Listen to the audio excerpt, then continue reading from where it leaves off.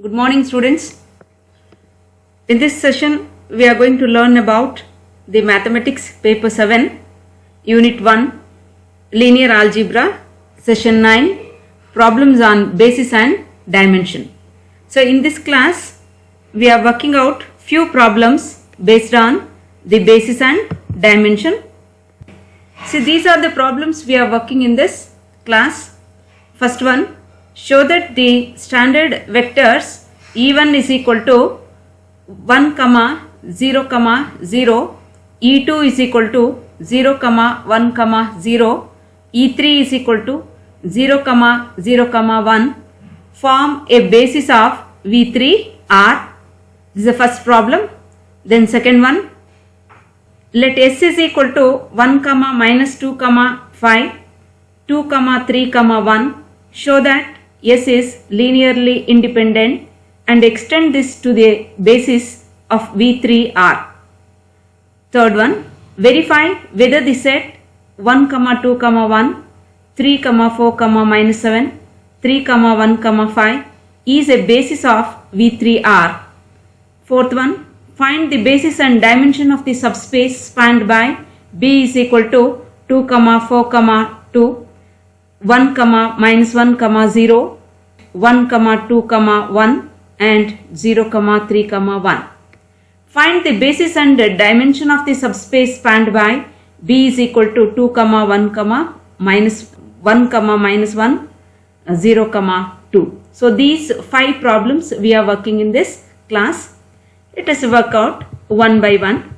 The problem 1, show that the standard vectors E1 is equal to 1, 0, 0, E2 is equal to 0, 1, 0 and E3 is equal to 0, 0, 1 form a basis of V3R. See, E1, E2, E3 are the unit standard vectors of a 3-tupled set. So, E1 is 1, 0, 0, E2 is 0, 1, 0, E3 is 0, 0, 1. See, in order to check whether these vectors form a basis, if we find the determinant, if the determinant is not equal to 0, then it shows that they form a basis. If it is equal to 0, it becomes a singular matrix and the given vectors doesn't form the basis. So, let us take up these vectors 1, 0, 0, 0, 1, 0, 0, 0, 1. Now, when we evaluate this determinant, it is equal to 1. So, which is not equal to 0.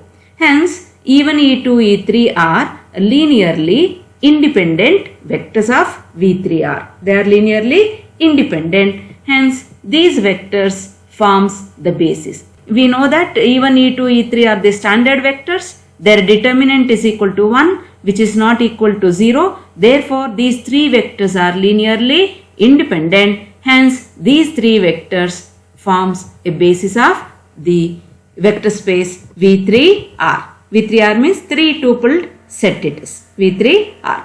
So, this is the problem 1. See, we have to show that the standard vectors E1, E2, E3 forms a basis. So, to show that one, first consider the matrix of the standard vectors. If it is equal to 0, then it is linearly dependent. It doesn't form the basis. If it is not equal to 0, they are linearly independent and hence they form the basis. Second problem.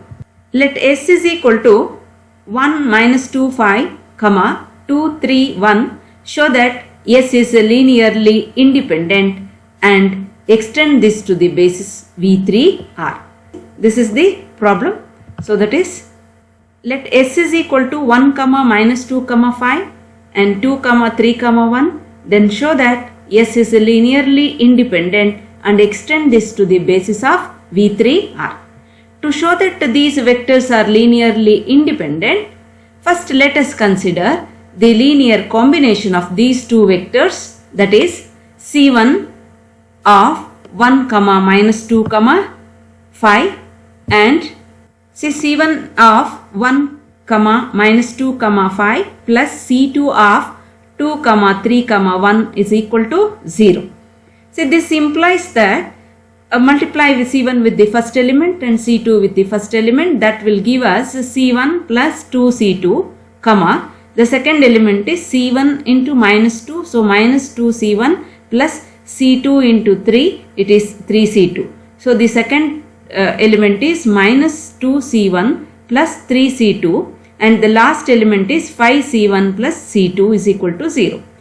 Now let us take up each equation separately, that is C1 plus C2 is equal to 0 and minus 2C1 plus 3C2 is equal to 0 and 5C1 plus C2 is equal to 0. Now we have these three equations. Let us solve these equations for C1, C2, C3.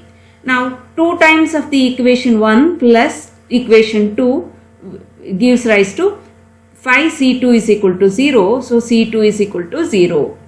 Now substitute this C2 is equal to 0. See, we got the value C2 is equal to 0. So this C2 is equal to 0 will substitute in the result 1. So we get C1 also is equal to 0. See, C1 is equal to 0 and C2 is equal to 0. When the scalars are zeros, then these vectors are linearly independent. See, this implies that these vectors are linearly independent. They are linearly independent. See, we have taken a linear combination C1 of 1 comma minus 2 comma 5, C2 of 2 comma 3 comma 1, and which implies that C2 is equal to 0 and C1 is equal to 0. Hence S is linearly independent. When S is linearly independent, then definitely it forms a basis. So just let us extend this to the basis. So consider the S1 is equal to given 2 vectors, along with that 1 vector, standard vector E1 let us take. So consider S1 is equal to 1 minus 2, 5, 2, 3, 1 and 1, 0, 0. Now let us take the determinant of this. So determinant of this will be 1 minus 2, 5, 2, 3, 1 and 1, 0, 0. So the determinant value will be equal to minus 17, which is not equal to 0. Hence S1 is linearly independent. Hence is a basis of V3R. So basis is S1. That is 1 minus 2, 5, 2, 3, 1, 1, 0, 0. So like this we can find out the basis of the given vectors. Problem 3. Verify the set 1, 2, 1, 3, 4, minus 7, 3, 1, 5 is a basis of V3R. Take the determinant of those vectors, that is 1, 2, 1, 3, 4, minus 7, 3, 1, 5 is equal to 1 of 20 plus 7 minus 2 of 3 5s are 15 minus into minus plus 3 7s are 21 plus 1 into 3 1s are 1, 3 4s are 12. So 1 into 3 minus 12. So by simplifying this we get 27 minus 72 minus 9, which is equal to minus 54, that is not equal to 0. Hence the 3 vectors are linearly independent. So which implies 1 2 1 comma 3 4 minus 7 comma 3 1 5 are linearly independent vectors of V3R. Hence these vectors form a basis of V3R. See, when they are linearly independent, then they form the basis. Next problem. Find the basis and dimension of the subspace spanned by B is equal to 2 4 2 1 minus 1 0 1 2 1 0 3 1. See, here we have taken 4 vectors. So the matrix of that first we will take and we reduce it to the square matrix, then we simplify it. So 1 minus 1 0. First I took the vector with the unit element, because to simplify the matrix it should be leading element should be 1. So 1 minus 1 0, 1 2 1, 2 4 2 and 0 3 1. So 2 4 2 in the middle I have taken. See, order is immaterial here. You can take in any order. So in this matrix the leading element is 1. So below that 1 we have. So to eliminate that, let us take R2 minus R1 as a first elementary operation. Then second row, third row, 2 means 2 times of this, so R3 minus 2R1 we operate with this. Then the third element is 0 already in this column, so only 2 operations are sufficient. So by operating with this we get 1 minus 1 0 and 1 minus 1 is 0, 2 minus of minus 1 is 3, 1 minus 0 is 1. So the second row becomes 0 3 1. Third row is 0 6 2 and fourth row as it is 3 1. Now we have to eliminate the second element of the third row. So 6 must become 0. So R3 minus 2R2. Similarly, this 3 also must become 0. So R4 minus R2. So by operating with this, we get it as 1 minus 1 0, 0 3 1 and both these rows become zeros. The dimension is equal to 2. See, to find the dimension of the basis and the basis, we consider the given vectors matrix and we reduce to the echelon form, and at the final echelon form how many non-zero rows are there, that will give us the dimension, that's nothing but the rank.